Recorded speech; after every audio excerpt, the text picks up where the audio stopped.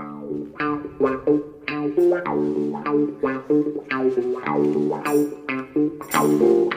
evening, Jake. Good evening, TC. How are you? Yeah, I'm very well. And good evening, or welcome to Terry Curran's Football Podcast. TC, you were a bit garlicky then. You okay, son?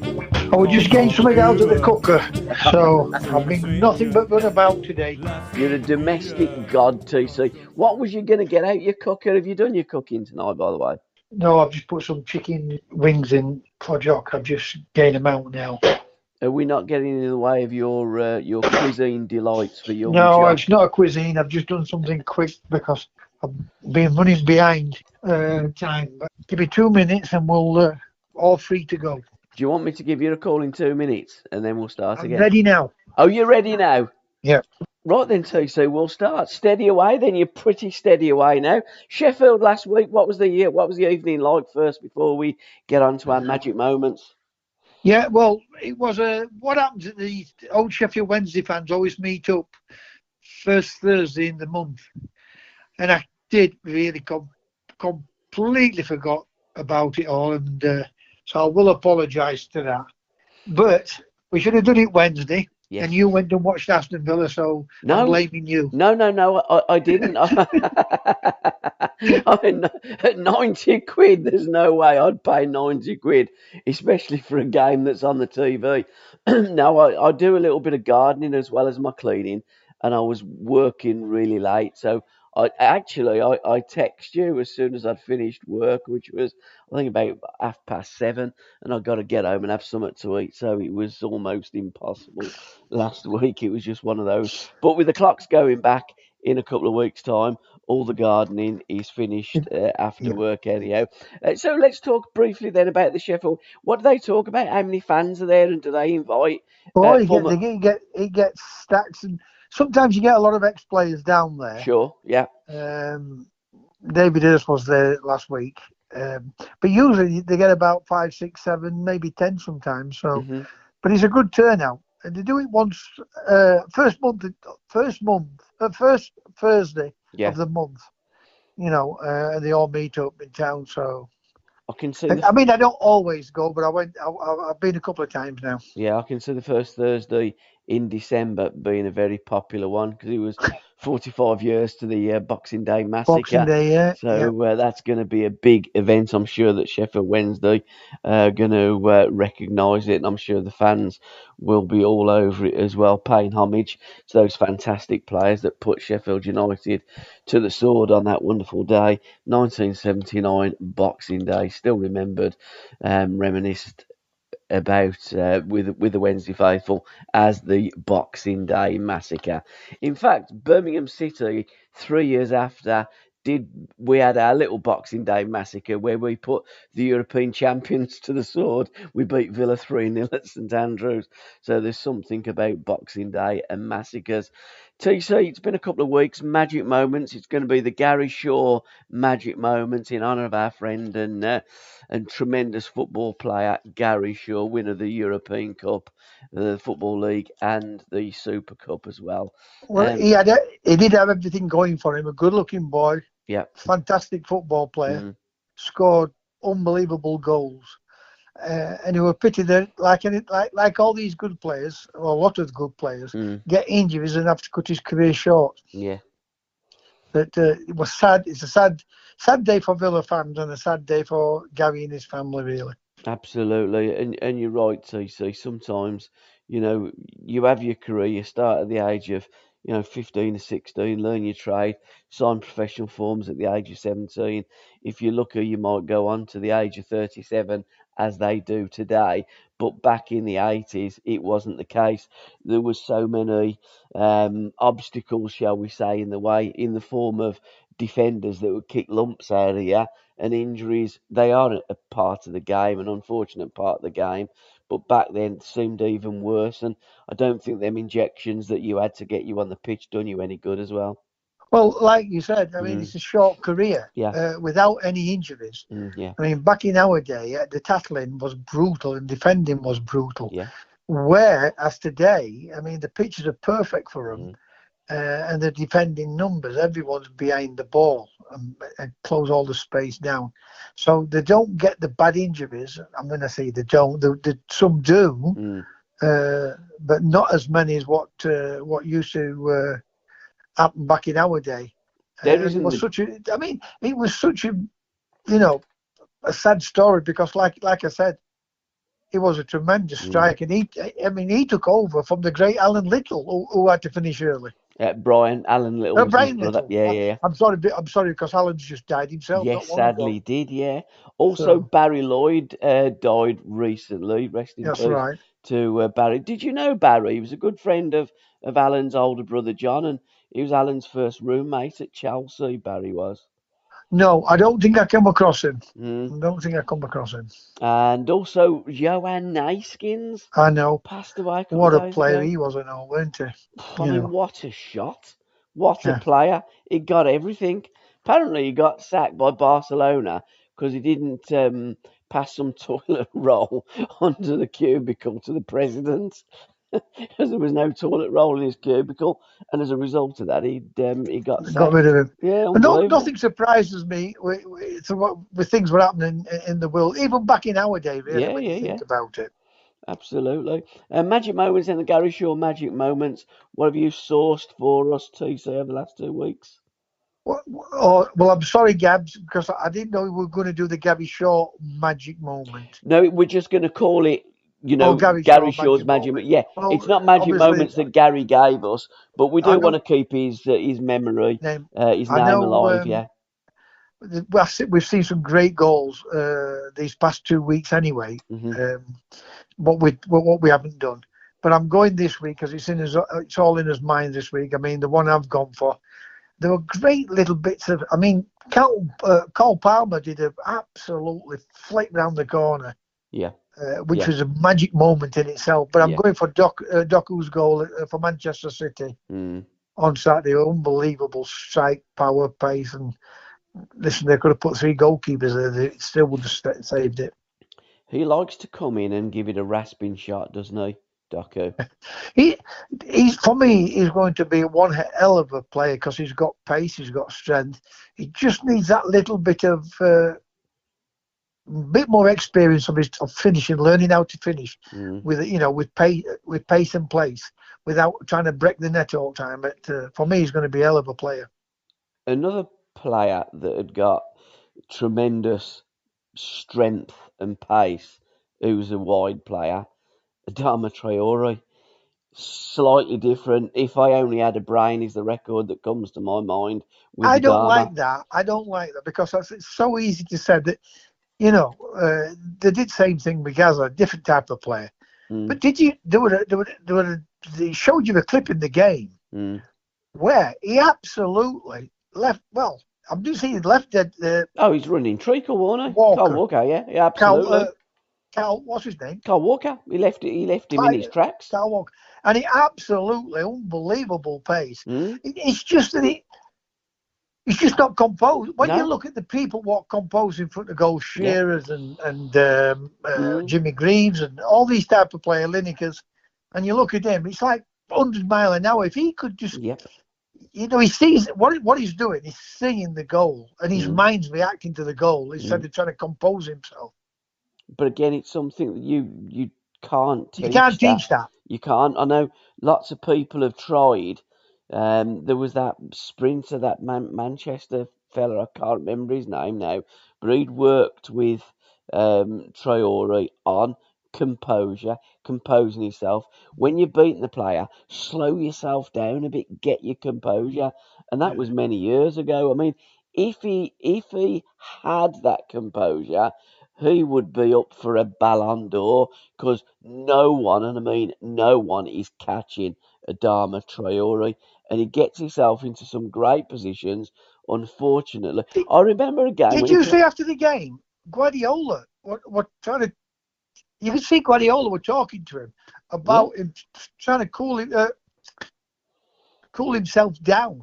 Yeah. He's probably trying to stop being erratic in front of goal. Yeah, he was trying to help him. Yeah. I mean that's. I know it's after the game, but it's something. That's what I like about the great elite people in sport. They're willing to, to give the time to to other people, whether it's other managers or players. But again, Guardiola would look at him and thinks, well, if I can calm you down, I can get you composed, I can make you finish what you've started, if you like. You are my kind of player. Because again, I go back, he's got everything apart from the You see, don't finished forget, product. if he was good enough to play for Manchester City, Goodness, to play Barcelona. if he was good enough to play for Manchester City and playing with those type of players, he's getting a different type of ball. Yeah, absolutely. And he's got other players around him to say to him. And when you're looking at them players, you see they don't panic, do they? Don't No, get not at all, erratic. No. So that probably would help him. But I don't think it's something like you just said. I don't think it's something you can teach. No, I don't think it is. But it would be interesting to see if Adama Traore signed for Manchester City, what kind of results that we would see, because he wouldn't necessarily need to finish off. Just get past the fullback and bring it back, son. Well, I'm thinking Guardiola. This could be like Guardiola's last season at Manchester City. I think what happens in the courtrooms could define what happens, and it's ongoing. It looks like Man City have won a couple of parts of the debate, shall we say, because it's in two parts. I think they'll get the first one. Personally, I think they'll get a big fine. I think they'll get a big fine, but they won't relegate him. No, not at all. The first one, with all these different companies that are associated to Manchester City that have put money in and then hyped up the value of the sponsorship deals, which every club seems to be doing globally. I was just going to say to you, know as well as I do, absolutely. Every club has done what Manchester City has done. Atletico Madrid look as though they're having... I'm talking about the elite clubs, and they know how to get round certain rules. Absolutely.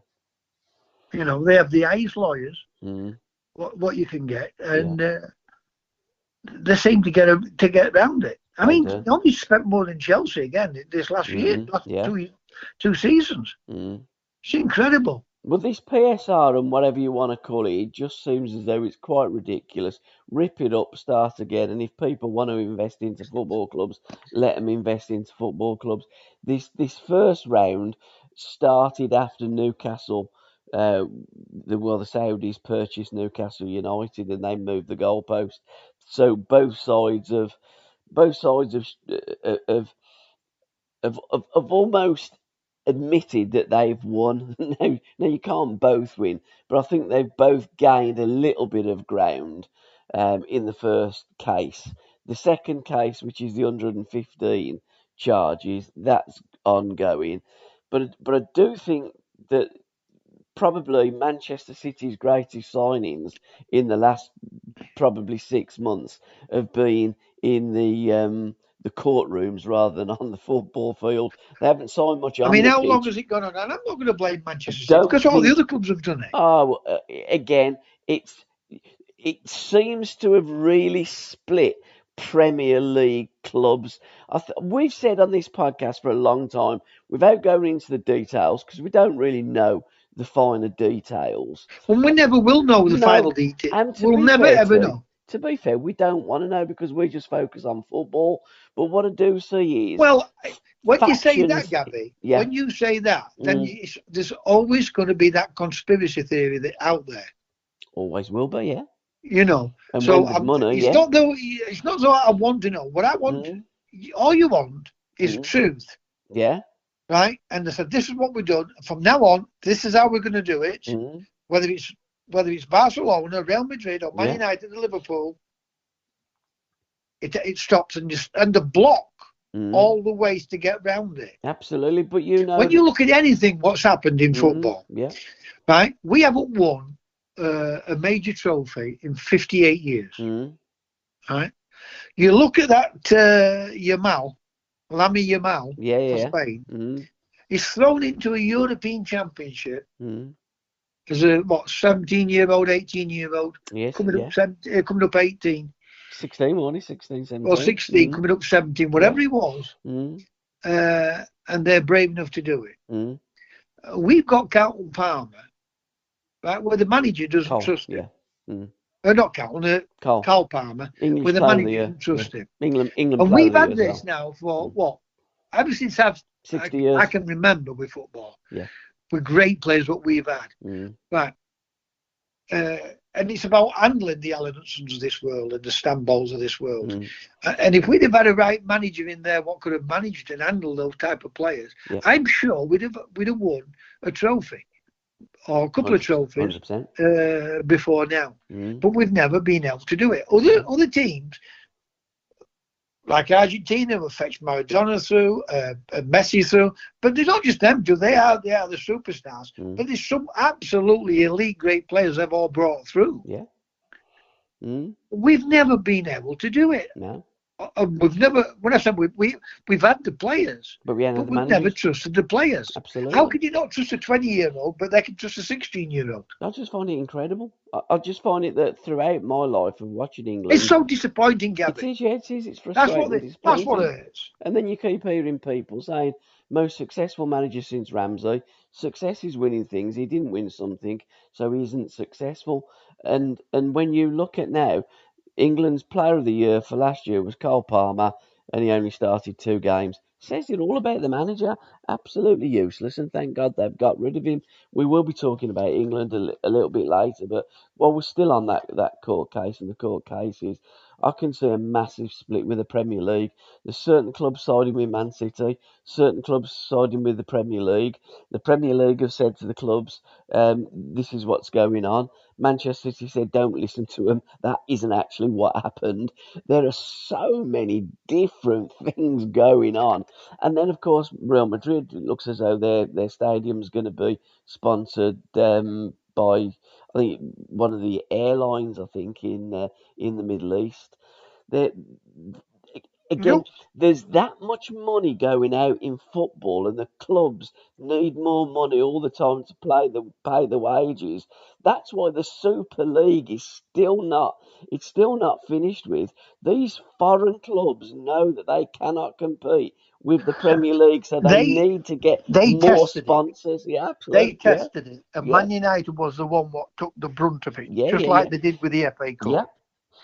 Right, because that they are the biggest club in England. Regardless of what anybody said, whether you're a Birmingham fan or a Aston Villa fan or a Liverpool fan, they are the biggest club, and they were the one what put the foot on water to test it, like they did with the FA Cup when they dropped out of the FA Cup. So all this for me, and I said this about 6 or 7, maybe a bit longer than that, months ago, that is this the feel of the water to break away? 100%. 100%. I mean, you've got image rights, you've got broadcasting rights. There's different people now, Amazon Prime, Facebook, etc., etc. Football is at the crossroads. We've been saying that for a couple of years on this podcast. You put on Terry Curran podcast today about Celtic and Rangers coming into the FA Cup. Absolutely. And I finished it. I saw there was about over 100 comments on it. Should have saw the proper football group. There was thousands. And I looked at it, and I finished up putting a little bit to it. Nothing can fetch the FA Cup back to life unless the FA and the TV rights make it its old self again. The only way it's going to come back is that. What they would do, like I said on when I wrote on it, is that the two fantastic supporter clubs would fetch, would give it that little bit of excitement again. Yeah, absolutely. Would it cause trouble? You just don't know, do you? No. Right? But people say, well, somebody wrote that, Scottish football would be held up or taken away with Celtic and Rangers going into and coming into our FA Cup and things like that. But bottom half of our leagues, the clubs don't exist really. No, They not at just all. make all they're doing is making up. Mm. And I'm going to tell you now, there's a lot of trouble in football at the moment in time, and Yeah. there's another reason why the Premier League will, the elite clubs will break away. Mm. Women's football is causing the bottom half of the Premier League or the middle half of the Premier League massive problems because they are having to fund those clubs. Yeah. They're having to fund it. And I'm not against women's football. I've been against the woke side of it. That's why I don't watch it anymore. And stand on your own and fund your own club. But the middle of the below the top 6 clubs, they haven't got the money to put in to women's football. Mm. And the women are demanding that, or the woke are demanding that they, the women's football should be the same as men. It's never going to happen. That's ridiculous. I mean, that's another reason why they'll break away from the Premier League. That's everything accumulates to something for it to happen. And when you look what's happening, I don't think they'll be able to stop it. The fans of anything, they won't be able to stop it because, like I've said to you, they're not bothered about fans being in the ground. No, of course they're not. They're not. Then can I? They are not. They can sell it to the Middle East, the Far East, and America. How big is this country? And the corporate side of it. The corporate side of it is just a corruption side of it, isn't it? Of course it is. How big is this country? All it is a tax relief to take, the companies and claim tax back on it. Yeah, absolutely. How big is this country? 58, 60 million. How big's India? How big's China? How big's the Middle East? The market there for a super league is unbelievable. It's huge. The broadcasting rights, the image rights. Football is a £1 trillion business. Trillions of pounds business football is. It's at a period now. It's at the crossroads, and I can see within at least the next 10 years a massive split, and it's starting with the Super League. We've got the Club World Cup in America next year, haven't we? There's a lot of things. There's so many different factions pulling in different directions. It's all going to go bang shortly.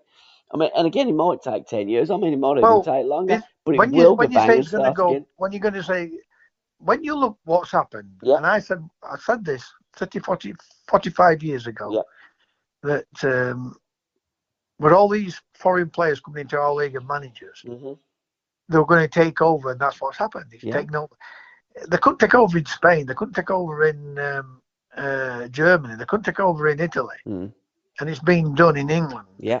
And the English players are really being pushed out a lot. Yeah, they are, yeah. Right?